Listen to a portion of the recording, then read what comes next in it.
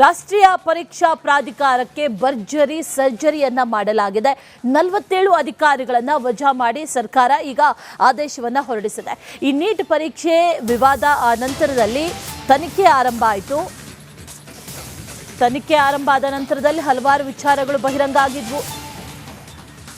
ಅದೇ ವಿಚಾರಕ್ಕೆ ಸಂಬಂಧಪಟ್ಟಂತೆ ಕೇಂದ್ರ ಮಹತ್ವದ ಕ್ರಮವನ್ನ ಕೈಗೊಂಡಿದೆ. ಅಧಿಕಾರಿಗಳ ವಿರುದ್ಧ ಕಾನೂನಾತ್ಮಕ ಕ್ರಿಮಿನಲ್ ಕ್ರಮವನ್ನ ಈಗ ಕೈಗೊಂಡಿದೆ. NTA ಮತ್ತಷ್ಟು ಅಧಿಕಾರಿಗಳ ತಲೆದಂಡ ಆಗುವಂತಹ ಎಲ್ಲ ಸಾಧ್ಯತೆಗಳು ಕೂಡ ಇದೆ. ಪರೀಕ್ಷೆಯನ್ನ ಸರಿಯಾಗಿ ನಡೆಸುವಂಥದ್ದು NTA ಜವಾಬ್ದಾರಿಯಾಗಿತ್ತು. ಆದರೆ ಪರೀಕ್ಷೆಯನ್ನ ಸರಿಯಾಗಿ ನಡೆಸೋದ್ರಲ್ಲಿ NTA ಫೇಲ್ಯೂರ್ ಆಗಿತ್ತು.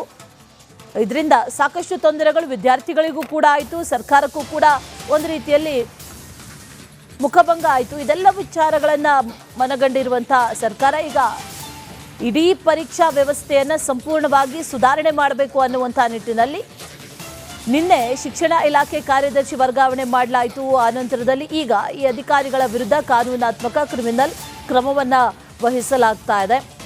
47 ಅಧಿಕಾರಿಗಳನ್ನು ಕೇಂದ್ರ ಈಗ ವಜಾ ಮಾಡಿದೆ.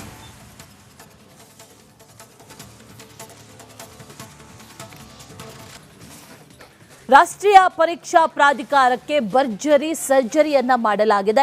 47 ಅಧಿಕಾರಿಗಳನ್ನ ವಜಾ ಮಾಡಿ ಸರ್ಕಾರ ಈಗ ಆದೇಶವನ್ನ ಹೊರಡಿಸಿದೆ. ಈ ನೀಟ್ ಪರೀಕ್ಷೆ ವಿವಾದ ನಂತರದಲ್ಲಿ ತನಿಖೆ ಆರಂಭ ಆಯಿತು. ತನಿಖೆ ಆರಂಭ ಆದ ನಂತರದಲ್ಲಿ ಹಲವಾರು ವಿಚಾರಗಳು ಬಹಿರಂಗ ಆಗಿದ್ವು.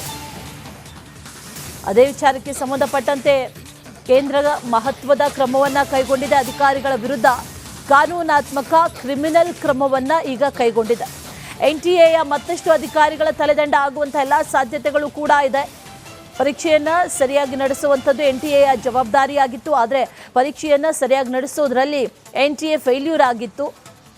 ಇದರಿಂದ ಸಾಕಷ್ಟು ತೊಂದರೆಗಳು ವಿದ್ಯಾರ್ಥಿಗಳಿಗೂ ಕೂಡ ಆಯಿತು, ಸರ್ಕಾರಕ್ಕೂ ಕೂಡ ಒಂದು ರೀತಿಯಲ್ಲಿ ಮುಖಭಂಗ ಆಯಿತು. ಇದೆಲ್ಲ ವಿಚಾರಗಳನ್ನ ಮನಗಂಡಿರುವಂತಹ ಸರ್ಕಾರ ಈಗ ಇಡೀ ಪರೀಕ್ಷಾ ವ್ಯವಸ್ಥೆಯನ್ನು ಸಂಪೂರ್ಣವಾಗಿ ಸುಧಾರಣೆ ಮಾಡಬೇಕು ಅನ್ನುವಂಥ ನಿಟ್ಟಿನಲ್ಲಿ ನಿನ್ನೆ ಶಿಕ್ಷಣ ಇಲಾಖೆ ಕಾರ್ಯದರ್ಶಿ ವರ್ಗಾವಣೆ ಮಾಡಲಾಯಿತು. ಆನಂತರದಲ್ಲಿ ಈಗ ಈ ಅಧಿಕಾರಿಗಳ ವಿರುದ್ಧ ಕಾನೂನಾತ್ಮಕ ಕ್ರಿಮಿನಲ್ ಕ್ರಮವನ್ನು ವಹಿಸಲಾಗ್ತಾ ಇದೆ.